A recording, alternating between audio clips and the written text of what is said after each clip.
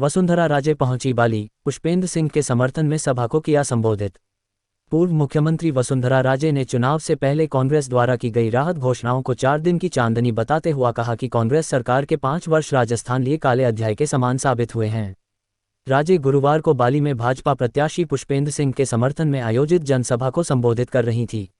राजे ने कहा कि जो जन कल्याणकारी योजनाएं भाजपा ने शुरू की, कांग्रेस ने उन्हें बंद कर दिया। राजे ने कहा कि कांग्रेस सरकार ने अगस्त तक जनता से फ्यूल सरचार्ज के नाम पर 56.5 करोड़ की वसूली की और जून में 100 यूनिट बिजली फ्री कर दी। इसका मतलब साफ है कि आपका पैसा आपसे ही छीनकर आपको फ्री बिजली के रूप में लौटाया जा रहा है, पर छीना ज्यादा और दिया कम जा रहा है। राजे ने कहा कि भाजपा के कार्यकाल में 72 घंटे में ट्रांसफार्मर बदले जाते थे, आज 72 दिन में भी नहीं बदले जा रहे हैं। स्थिति यह है कि ट्रांसफार्मर खरीदने के लिए सरकार के पास पैसा ही नहीं है। इन 5 वर्षों में बहन बेटियों की इज्जत नीलाम हुई, आए दिन निर्दोष लोगों की हत्याएं हुई, मासूम बालिकाओं के साथ दुष्कर्म हुए। इसलिए वोट उसे दे जो आपकी बेटी की सुरक्षा करे। राजे ने आरोप लगाया कि राहुल गांधी ने 10 दिन में किसानों का कर्जा माफ करने का जो वायदा किया था वह आज तक पूरा नहीं हुआ है। तो ये भी तो बांध बन गए होंगे, नहीं है। और पुष्पेंद्र जी को मैं ये कहना चाहूंगी कि ट्रांसफॉर्मर के लिए पैसे हो भी कैसे सकते हैं, जब हम लोगों ने इन लोगों ने अपना ये ट्रेजरी खोल के इतने पैसे बांट दिए हैं। अब बिजली खरीदने के लिए पैसे नहीं है तो ट्रांसफॉर्मर खरीदने के लिए पैसे कहां से आएंगे भाई? इसके बारे में आपको सोचने की जरूरत है। ये चीज की कमी है, बहुत सारी चीजों की कमी है। और मैं 5 साल आप लोगों ने मुश्किलों के निकाले, लास्ट 1 साल के अंदर हम आपको बुलाने की कोशिश करा रहे हैं।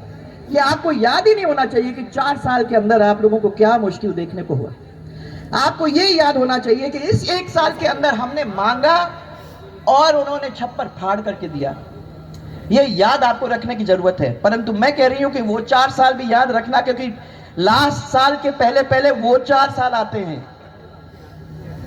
और हम कितने पिछड़ जाते हैं। मैं जब लोगों के बीच में गई थी, 101 से लेकर 10 की गिनती जब उन्होंने सिखाई, जब मैं लोगों के बीच में गई और मैंने उनसे पूछा कि भैया क्या है, क्यों कर दिया, इतना सारा काम हुआ था, गौरव यात्रा हुई थी, उसके सामने मैं अपने पूरे रिकॉर्ड लाई थी, मंत्री सब साथ में थे, उसको गिनाने का काम हम लोगों ने किया था। तो क्या हुआ? अरे साहब हम क्या करें, लगा कि थोड़ा सा ये भी हो जाएगा, तो सोचा कि मैंने कहा ऐसा मत सोचो ना, लगा। आपको तो ये ध्यान रखना है कि जो मच्छी की आंख है उसके ऊपर अपने को आंख लगा के रखना है, क्योंकि अगर वहां से आंख हल्की हिल गई तो मैं आपको बता सकती हूँ कि नुकसान अपना ही होना है। इसलिए आज मैं याद दिलाना यही चाहूंगी आप लोगों को कि कितने सारे निर्दोष लोगों की हत्याएं हो गई हैं, छोटी बच्चियों के साथ दुष्कर्म हो गया है, बेटियों की इज्जत सड़क पर नीलाम हो रही है, 10,000 19,000 से ज़्यादा किसानों की जमीन कुर्क हो गई है। ये छोटी मोटी बात नहीं, कितने सारे आत्महत्याएं किसानों ने की हैं। वादा करने से भी आपको बेरोजगारी का भत्ता नहीं मिला है। 19 बार पेपर लीक, ये बच्चे लोग यहाँ बैठे हुए हैं, 19 बार पेपर लीक हुआ है। ये किसी भी सरकार ने आज तक रिकॉर्ड तोड़ पेपर लीक हुए हैं। और मैं समझती हूँ कि जो भी सरकार आती है उनसे आपको ये कहने की जरूरत है कि पेपर लीक नहीं हो, ऐसा इंतजाम पहले से ही आप अपने घोषणा पत्र के अंदर लिखवा दो, ताकि हमको मालूम पड़ेगा कि आगे जब हम आएंगे तो हमारे बच्चों को कोई कठिनाई नहीं होगी और हमारे बच्चों को वही इंतजाम हो जाएगा। आपने वादा किया कि हम सरकारी नौकरी इतने लोगों को देंगे, अभी भी कितने पोस्ट खाली हैं और वो तो होंगे, क्योंकि जब पेपर लीक हो रहा है, परीक्षाएं कैंसिल हो रही हैं, तो कहां नौकरी किसी को मिलेगी। इन चीजों को ध्यान रखना है भाई। नरेगा के समय समय पर पैसा भी नहीं मिला है। मैंने इन लोगों से पूछा, जहां जहां जाओ वो क्षेत्र में, चाहे वो झालावाड़ हो चाहे वो बाली हो, हर जगह पे वही मुसीबत आपको देखने को मिल रही है। मैं कह रही हूं कि जो आपके बेटी को, आपके परिवार को सुरक्षित रखने का काम करेगा, उसके चीज को ध्यान रखने की जरूरत है। भ्रष्टाचार में नंबर 1, अपराध में नंबर 1, कर्ज में नंबर 1, महंगाई में नंबर 1, गौकशी में नंबर 1, पेट्रोल डीजल में नंबर 1, जो बहुत ज्यादा कीमत बढ़ी है, बच्चों की तस्करी में नंबर 1, हिंदुओं के संतों के ऊपर अत्याचार पे नंबर 1, हर चीज के ऊपर नंबर 1। और ऐसे सरकार को क्या हम वापस लाएंगे? यहाँ तो ठीक है, आप लोग तो कहोगे मुझे वहां वाले बताएं, क्यों भाई? हाँ नहीं, हाँ यहाँ तो आपका काम ही है ये करना है। उड़न वालों का क्या काम है वो पता करना चाहती हूँ।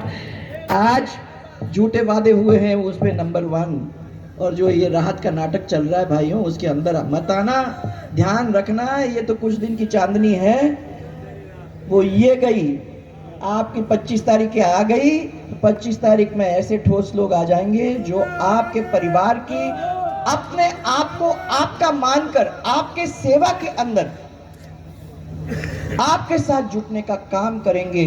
ये पहले भी आपने देखा है, फिर आगे भी आपको देखने का मौका मिलेगा। आपको इस बार पुष्पेंद्र जी बहुत ज्यादा कुछ करने को तो मिला नहीं होगा, क्योंकि इस बार तो हम लोगों की तरफ तो दिखाई नहीं इन लोगों ने, जो काम थे वो वहीं के देखो भाई, हमने ये तो कहा कि चाहे वो कांग्रेस का आदमी हो, आपने मुझे वोट दिया है तो आप तो मुझे अपने क्षेत्र में देने का, अपने अपने एमएलए को तुम राजा बना के रख दिया है।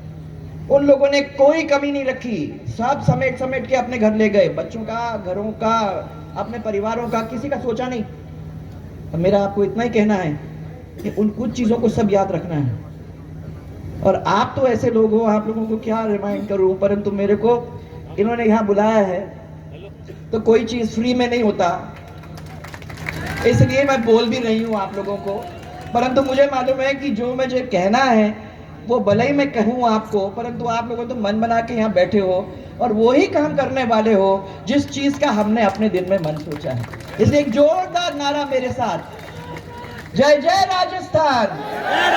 याद रखना, ये अपनी माटी, ये अपनी माँ, इस राजस्थान को अपने को मैंने ध्यान रखते हुए अपने को राजस्थान को आप सबको आगे बढ़ाने का काम करना है। तो सबसे पहले जय जय राजस्थान और भारतीय जनता पार्टी, भारतीय जनता पार्टी जिंदाबाद। अब ये तो ठीक है, आप लोगों ने बड़े प्यार से ये सब तो कर लिया है, परंतु